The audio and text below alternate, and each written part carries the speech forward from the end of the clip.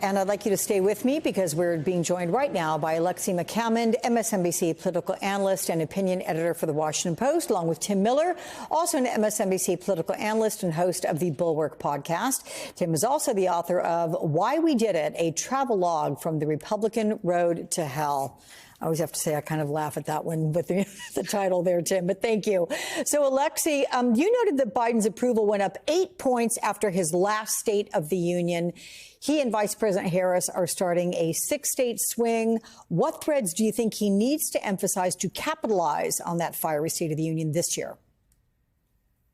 Yeah, thanks for having me, Alex. The State of the Union was definitely more of a campaign speech directed, I think, at the base that he needs to keep intact to win again in 2024 than it was a traditional State of the Union speech. He said a number of lines that will have a long shelf life beyond that speech. Things like it's not about how old you are, but how old are our ideas, talking about his predecessor and really setting up the stakes, again, that Donald Trump brings to democracy and in particular abortion and reproductive access. Those were obviously two issues that worked really well for Democrats in 2022. And it's clear that Biden and Harris are planning on running very heavily on democracy, abortion, and the threat, the unique and increasingly scary, they say, threat that Trump will bring to the White House if he's reelected. Yeah. After the speech, Tim, the official Republican response was given by the freshman junior Alabama Senator Katie Britt. Let's listen to part of that. Here it is. President Biden's border policies are a disgrace. This crisis is despicable. And the truth is, it is almost entirely preventable. So many Republicans seem pretty put off by that. One, in fact, told the Daily Beast, quote, everyone's effing losing it. It's one of our biggest disasters ever. What were Republicans trying to accomplish, and what do you think went wrong? Well, I think Donald Trump probably has like the top 20 spots on the biggest disasters ever, but it's definitely at the top of the non-Trump disaster list. It was extremely weird and a little bit creepy, frankly. It seemed overly rehearsed. If you listen to Katie Britt talk, most of the time she talks like a normal person. She's a senator. She's an accomplished person. Why did they decide to do it in the kitchen? I'm not sure. I think that sends also a weird signal to women voters, particularly suburban women voters that Republicans are struggling with after Roe v. Wade and after the IVF decision. Katie Britt's from Alabama, so that added to that problem. And so, yeah, it was a range of issues, and her performance, as we said, was a nightmare. But even the specifics of it were not that good. Over the weekend, it's been revealed the one example that she's kind of referencing there. She goes into a greater detail, telling a story, a very dramatic story. That she kind of has a fake cry voice going on about a woman who was raped, I guess. In Mexico, and while it is a very sad story, like she implies that this has something to do with the Biden border policy when it's a story that happened 20 years ago in Mexico, not in America, not at the border at all. So, it was disastrous basically at all the levels, content and performance. Aaron, how much leverage does the Biden campaign think that it has with its war chest advantage over the Trump campaign? Because you mentioned that huge ad buy starting today. What's that, 30 million? Yeah, $30 million ad buy that's going to see these commercials, or this particular commercial titled For You, run for about 6 weeks in these battleground states. The Biden campaign feels extremely comfortable with the war chest that it's been able to develop in the last year, almost a year now, since the president announced that he was running for re-election. The campaign saying it has somewhere in the neighborhood of $140 million available. I believe that was the number, $140 million available to spend going into this start of the campaign season. Obviously, many months ahead for the campaign to make more money. We know that on the State of the Union night, the campaign says it was able to break a single-day record for fundraising in the hours that the president was speaking and the hours after he spoke. And so the campaign feels like it has the war chest that it needs now, and it's going to continue to earn more money to be able to mount a good fight against the former president leading up to the election. Tim, you've worked in a lot of campaigns. How much does having a big war chest buy a campaign, how much of an advantage is that ultimately?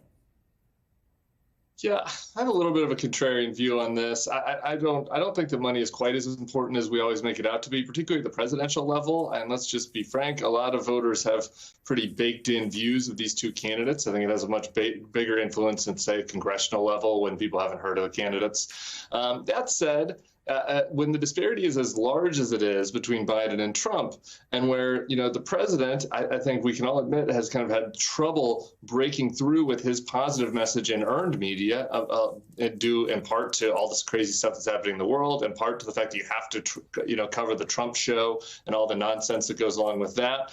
I think having additional resources to go up on TV and tell a very basic, straightforward message, about the policy contrast, about the accomplishments on infrastructure, chips, et cetera. I think it can be useful for him for sure on the margins. So, Lex, I know that you asked your colleagues at the Post if Biden should debate Trump, and one said there is no reason for Biden to debate Trump. He's a shameless clown, and Biden should not give him the forum. But then there was another colleague who said Biden should call his bluff. So especially after Thursday's speech, that strong performance, should he debate Trump? I'm with my colleague David Vondrelli on this. I personally don't think that Biden should debate Trump. Of course, I'm not advising him or the campaign. And a lot of folks around the campaign are saying that they think it would be a good idea and that he should debate him. The campaign has not ruled it out. My understanding is it's not something that they're spending hours and hours discussing and poring over at this moment.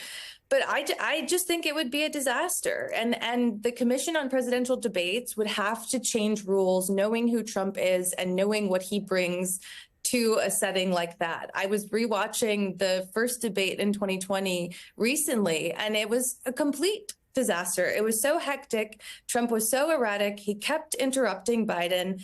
They should at least cut off the mics or do something differently if they're going to make us sit through 3 debates this time. But it wouldn't be the substantive sort of policy discussions that voters need or want. I think, if anything, it would sort of just show people the personality and character of each man. And as Tim alluded to, the opinions are baked in about both of these guys, and people know who they are. So it really, 3 debates would not serve anyone well. If anything, there should be 1, and the rules should be different. But there are other ways to be able to get your message out, and I think it would be a waste of time for Biden and, frankly, for those double doubters who don't like either, who are trying to figure out how to make a decision. Do you agree with that, Tim? I think that Biden has to do 1. I understand most of Alexi's points about wanting to change of rules, maybe not doing 3. I just think the doubts about the age, I think, continue to seep in with certain voters. And I think that on balance, I think it's a tough call because of all the things that Alexi just laid out about Trump's behavior, Trump not being a normal candidate, Trump not following the rules, Trump not telling the truth. But Biden has limited chances to demonstrate to those double doubters she was talking about, the voters that don't like either candidate, that he's up for another 4 years. A debate is an opportunity to do it. And that's why I think he probably is going to have to do one. So, Aaron, you're going to give us the last word on this topic. Do you have a sense of which way the Biden campaign is leaning on this? Because they haven't definitively decided, have they? They haven't. It's been a question that's been asked several times of several people, and a direct answer hasn't been given to this point. The most direct response we got was from President Biden himself when he was asked on the tarmac at Joint Base Andrews yesterday whether he would commit to debating the former president, and President Biden simply said it depends on his behavior. And so that's the most direct response we've gotten at this point. It remains to be seen, as your other guests have said, it remains to be seen whether the campaign will decide that this is something that it is in their interest, that there would be some benefit for President Biden to debate former President Trump. Yeah. Hey, Tim, let me ask you, now that Nikki Haley's out, where do her votes go? And how many do you think Biden may have won over with that speech?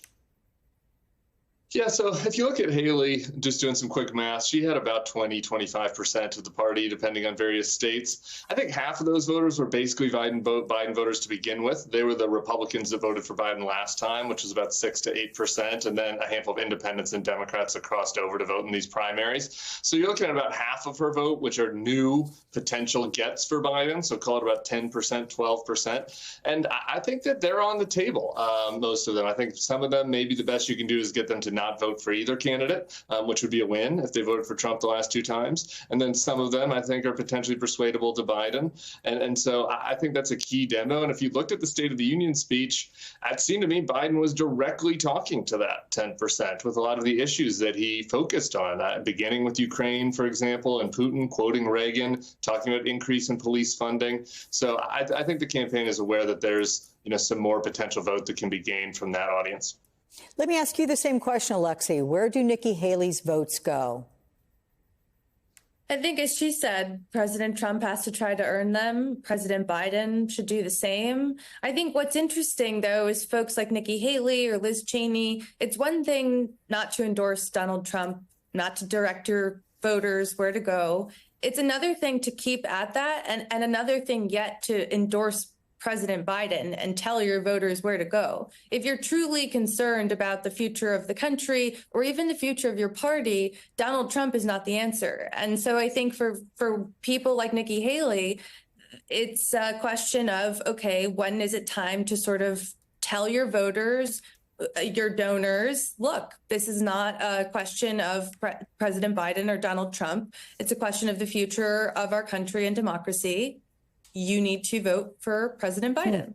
And the word democracy there, Tim, as Biden's building on his State of the Union message, Donald Trump hosted Viktor Orban, the authoritarian leader of Hungary. He was at Mar-a-Lago, and he heaped praise on him. Take a listen to this. We kept in touch. There's nobody that's better, smarter, or a better leader than Viktor Orban. He's fantastic. As you know, the Prime Minister of Hungary, and does a great job. He's a non-controversial figure because he said this is the way it's going to be, and that's the end of it, right? I mean, is this exactly highlighting the very difference that Biden was trying to show in his speech, Tim?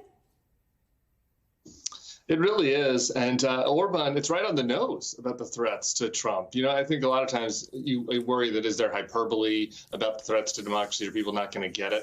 It's not hyperbole when you compare it to Hungary. I think that is the most apt comparison to what Trump wants to do is the Orban model. And if you look at Hungary, it's not been successful. The rights of women and LGBT community there have been curtailed dramatically. Immigrants' rights curtailed dramatically. The economy's terrible, by the way. I think that this is a good message for some of those Nikki Haley voters. Who think that Donald Trump is going to be good for the economy. A totally erosion of institutions and an idiot autocrat taking over the country is not actually good for the economy. You can just look at the numbers and how that's going in Hungary. And so, I think that he is playing into the contrast somewhat. But again, a lot of his base voters want this and like this. And so, he's always had those voters' desires in mind.